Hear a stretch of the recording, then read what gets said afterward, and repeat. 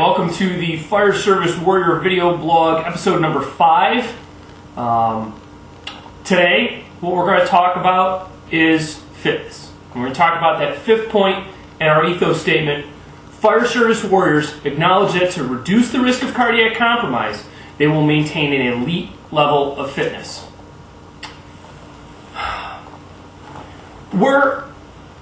Sometimes we do a terrible job of fitness in the fire service.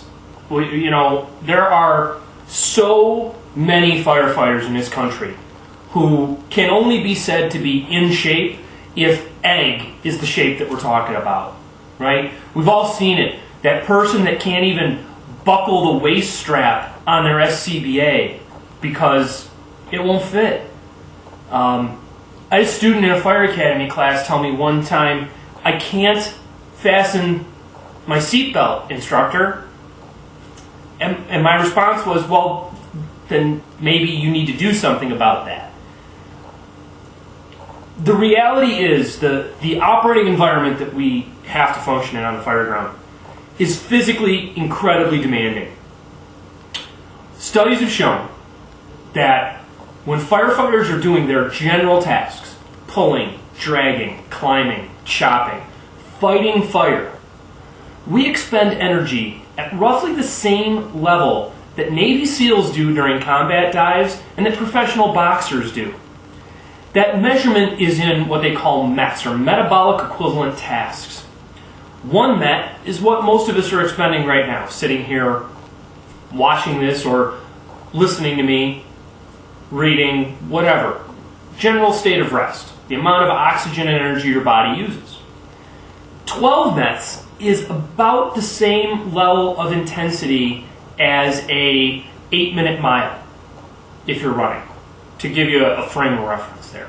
And this study comes from work by Barbara Ainsworth at the University of South Carolina. You can go online, you can Google her research, look into it, you can see the statistics that she came up with. And I think that what that does is it helps quantify the level of activity that we need to be able to meet.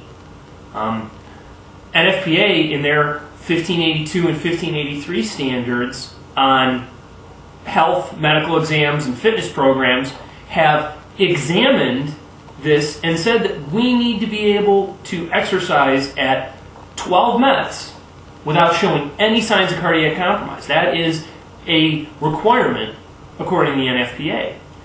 How often, though, are we really training to meet that level of physical need? We have to understand that physical stress leads to all kinds of problems. When our bodies are under stress, and the stress that we see in the fire ground, we are exerting energy at an enormous level. Typical firefighter coming out of a burn building after one air bottle is going to have their heart rate somewhere between 165 and 183 beats per minute, based upon studies. That's taking a broad spectrum approach to looking at those numbers and a broad spectrum of firefighters with no particular physical fitness regime taken into consideration. But when you come out of a building, you're operating somewhere between 80 and 100% of your max heart rate, depending upon your age. That's a tremendous amount of stress on the heart muscle. When we couple that with the thermal stress that we experience on the fire ground, we see vasodilation at the peripheral of the skin as our body tries to get rid of that 1 to 4 degree temperature increase that we can experience fighting the fire.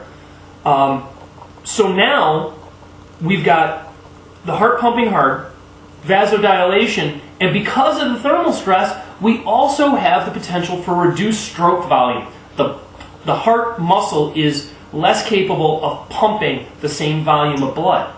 So what we often see then is these drastically lowered blood pressures suddenly. And that leads to cardiac compromise.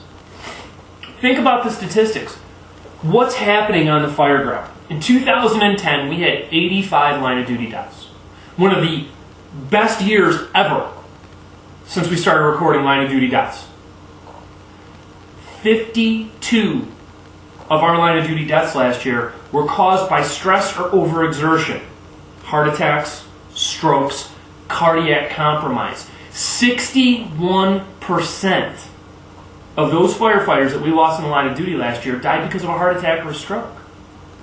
If we look at the injury statistics, and the 2010 numbers aren't out yet, but if we look at the 2009 numbers that NFPA published, our injuries, 54% of our injuries in a given year are strains and sprains. 42,000 firefighters are hurting themselves with a strain or a sprain injury.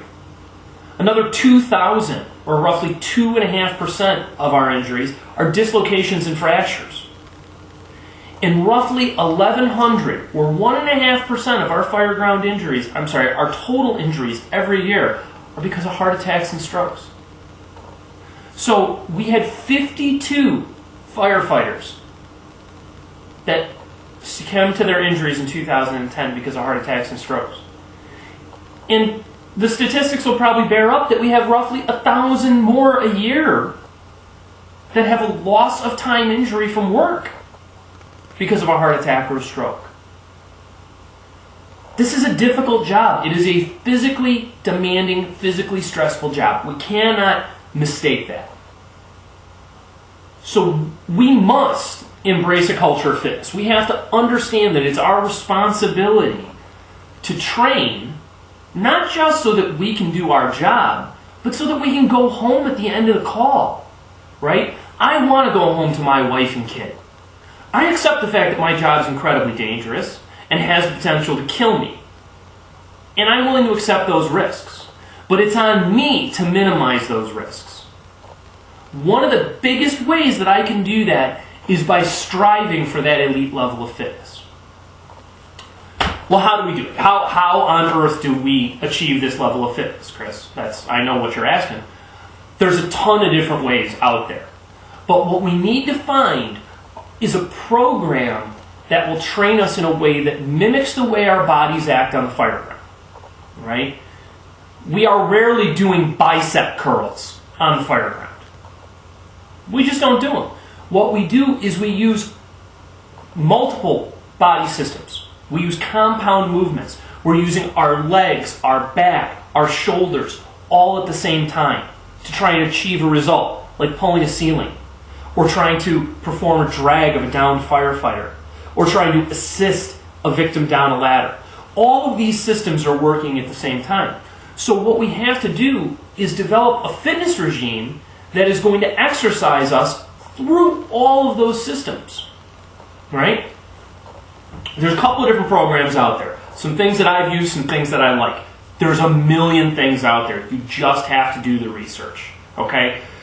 Probably the biggest one that is caught on like wildfire in the fire service is the CrossFit movement, okay? You can see I've got my CrossFit Forward shirt on today.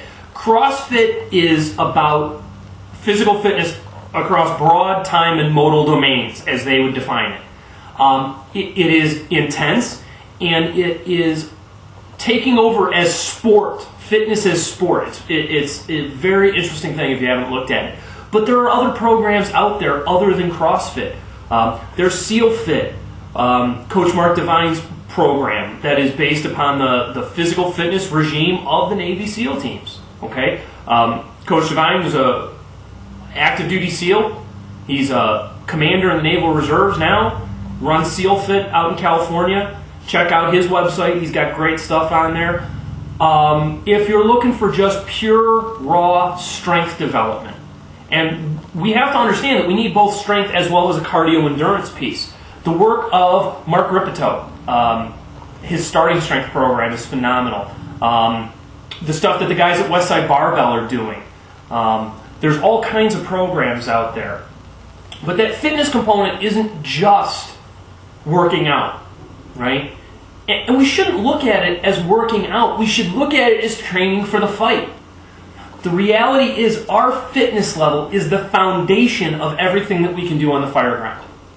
I don't care how well you understand the fireground. I don't care how well you understand the steps that are involved in throwing a 24-foot extension ladder by yourself to perform a vent enter search operation.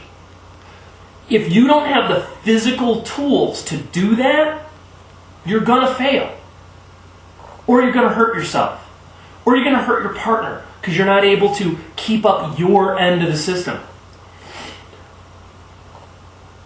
So we have to have that fitness level. We also have to eat right. Diet is something that we're terrible at in the fire service, right? If you go into the typical firehouse kitchen for a big meal, they're enormous. We eat huge portions. We eat all the stuff that's bad for us because it tastes so good. There's no doubt about it. I'm never going to deny that a steaming plate full of biscuits and gravy and a pound of bacon doesn't taste good. It tastes phenomenal. There's no doubt about it. But it's more than we need. There are a couple of different programs out there for finding good lifestyle programming for dieting. Okay, one that I like is A Paleo Solution by Rob Wolf. It's a great book. RobWolf.com, 2 B's in Rob's name. Great source to learn about eating well. Eating like our ancestors did and our ancestors evolved to. The big thing though, just think about the idea of if it's got a barcode on it, be extra careful when you go to buy it. Shop around the outside edge of the store because that's where the stuff that can spoil and go bad is. That's where the fruits and vegetables are. That's where the meats are. That's where the milk's at. All those kinds of things, right? It's when you go up and down those aisles that you start getting into the processed foods, the stuff that's just full of refined sugars, the things that can hurt your body in the long term. Water, hydration. Hydrate, hydrate, hydrate. You cannot drink enough water to help your body heal from the trauma of the fire ground. Our bodies are 60% water. We should be drinking 60% of the liquids a day should be water that we're intaking, at least. I drink about a gallon of water a day to try and maintain my hydration. Something that maintaining your hydration does is it insulates your joints. It gives them a little shock absorber because all the cells have that extra bit of fluid in them. So they absorb strain a little bit better. You recover better. You're more resilient. I don't think that any of us can deny that fitness is important.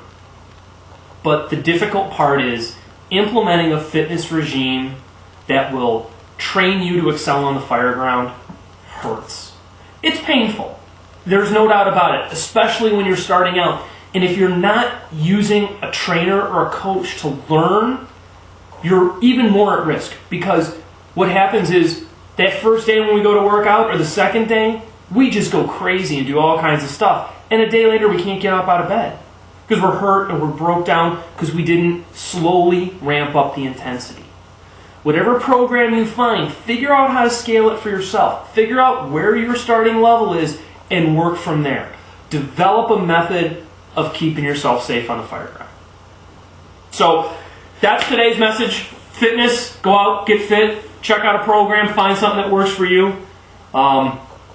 Again, thanks for visiting the blog. FDIC is coming up soon. I think we're going to actually do some video blogging from FDIC this year. I'm going to work on that. Thanks again for coming out. Thanks for the comments. Please keep referring the site to folks.